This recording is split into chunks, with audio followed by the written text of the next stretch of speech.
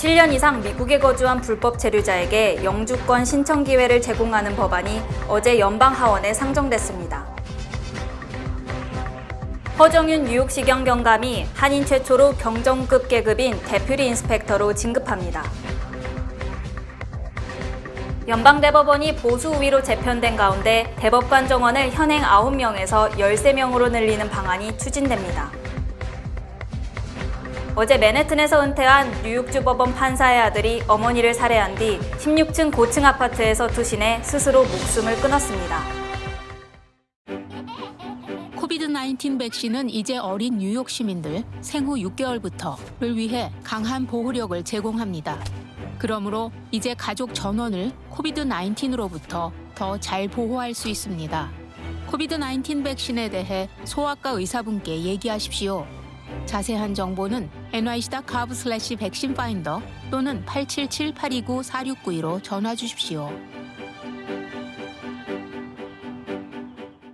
퍼시픽 시리뱅크에서 PCB뱅크로 새로운 이름, 새로운 모습으로 새로운 변화의 시작이 될 PCB뱅크 제공입니다. 시청자 여러분 안녕하십니까? 7월 20일 수요일 TKC 뉴스데스크 첫 소식입니다. 7년 이상 미국에 거주한 불법 체류자에게 영주권 신청 기회를 제공하는 법안이 어제 연방 하원에 상정됐습니다. 그레이스 맥 연방 하원 의원을 비롯한 하원 의원 7명은 7년 이상 미국에 연속 거주한 불법 체류자에게 영주권을 주는 것을 골자로 한 1929년 이민법 이민규정 갱신 법안을 어제 상정했습니다. 현재 불체자 구제법에 따르면 1972년 1월 1일 이전에 미국에 도착한 이민자만 구제를 받을 수 있도록 이른바 이민 등록일을 규정하고 있으나 올해를 기준으로 50년 전 입국자에게만 적용돼 현실성이 없는 상황입니다. 이 법안은 이 이민 등록일 규정을 삭제하자는 것으로 등록일에 관계없이 7년 이상 거주자에게 영주권을 준다면 전체 불체자 1,100만 명 중 800만 명이 혜택을 받게 돼 73%가 구제를 받게 됩니다.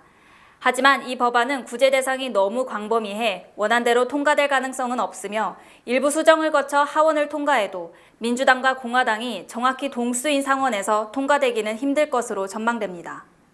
허정윤 뉴욕시경 경감이 한인 최초로 경정계급인 데퓨티 인스펙터로 진급합니다. 김송미 기자가 보도합니다.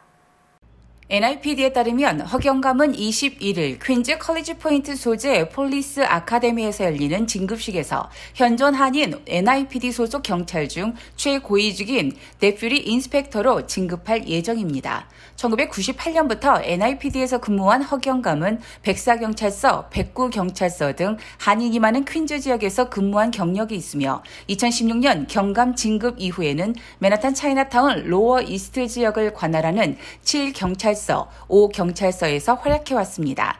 지난해 7월부터 현재까지는 맨하탄 남부 순찰대 수사팀 팀장으로 근무하고 있습니다. 연방대법원이 보수 우위로 재편된 가운데 대법관 정원을 현행 9명에서 13명으로 늘리는 방안이 추진됩니다. 행크 존슨 연방 하원 의원은 현재 대법원이 지나치게 보수화돼 있다. 이 같은 문제를 해결하려면 대법관 4명을 증원해야 한다며 관련 법안을 18일 연방 하원에 상정했습니다. 특히 이 법안에는 존슨 의원을 포함해 민주당 소속 하원 의원 58명이 공동 발의했습니다.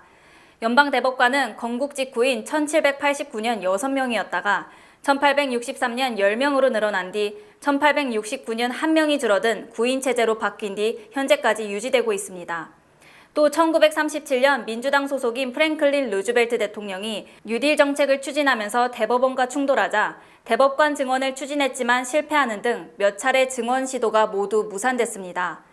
민주당 측은 낙태권 축소, 총기 소지 제한법 위헌 판결 등 대법원이 보수 성향의 판결을 내렸다며 이를 시정하기 위해 진보 성향의 법관을 늘리자고 주장하고 있지만 현재 연방 상원 구조상 입법화는 힘들 것으로 분석됩니다.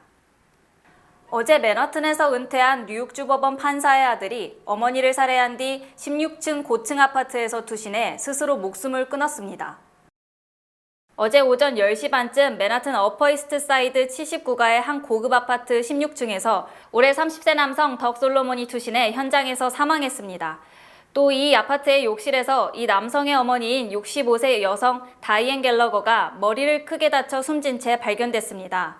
특히 투신 자살한 솔로몬의 아버지는 뉴욕주 법원에서 30여 년간 판사로 재직하다 2017년 은퇴한 찰스 솔로몬으로 확인돼 충격을 주고 있습니다. 이웃 주민들은 에어컨이 1층으로 추락한 줄 알았을 정도로 큰 소리가 들렸다고 말했으며 경찰은 아들이 어머니를 살해한 뒤 자살한 것으로 보고 정확한 동기에 대해 수사하고 있습니다. 북한 해커가 미국 종합병원 전산 시스템을 해킹해 의료 정보 등을 마비시킨 뒤 50만 달러를 갈취한 사실이 드러났습니다. 리사 모나코 연방법무부 차관은 어제 뉴욕 포담대에서 개최된 사이버 보안 회의에서 지난해 북한 해커가 캔사스주와 콜로라도주의 종합병원을 해킹한 뒤 몸값으로 50만 달러를 받았다고 밝혔습니다. 모나코 차관은 북한 해커가 병원 전산 시스템에 보관된 건강기록과 진단서 등의 서버에 암호를 걸어 마비를 시킨 뒤 금품을 요구하는 등 랜섬 공격을 통해 50만 달러를 뜯었으나 법무부가 재빨리 대처해 송금 직전에 이를 중단시켰다고 설명했습니다.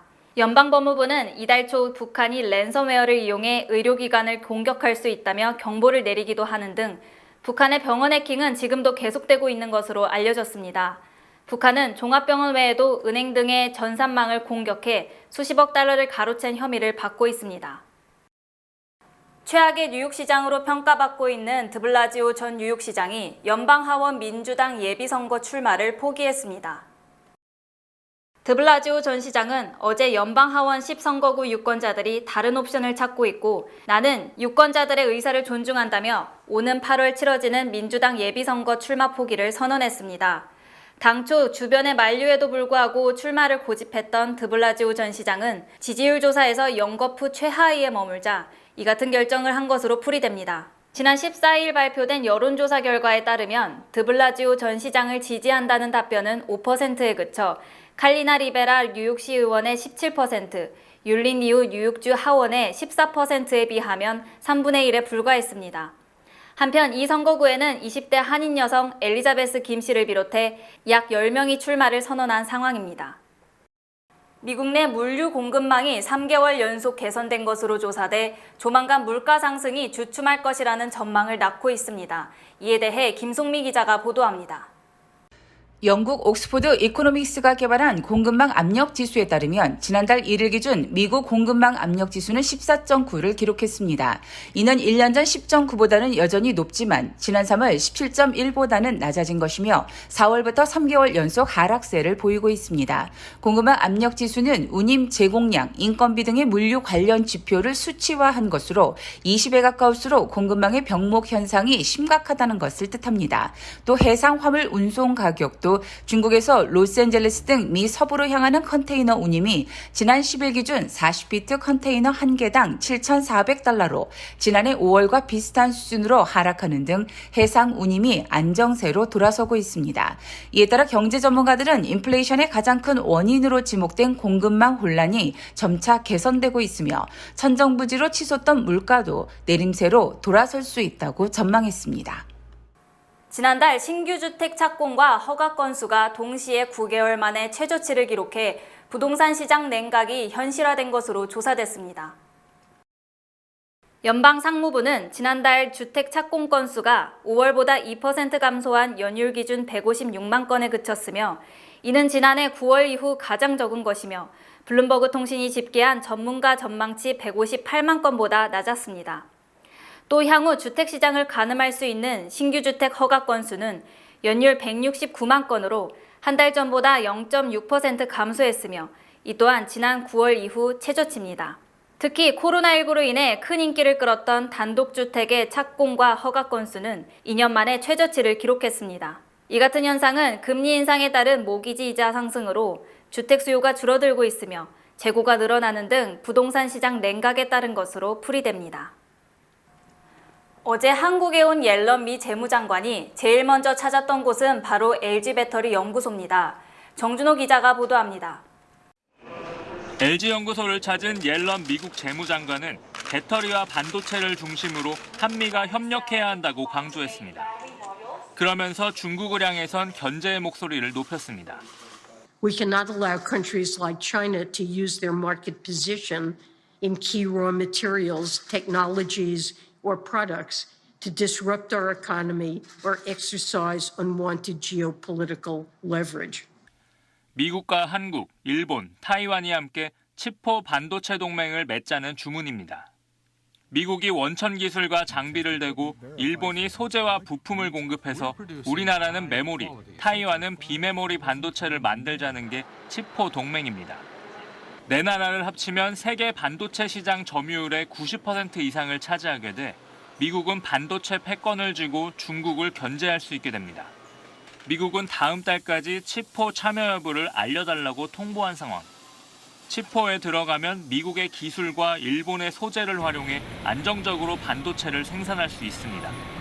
동맹에 참여하지 않으면 기술과 소재가 끊기면서 반도체 생산이 막히는 최악의 상황도 고려해야 합니다.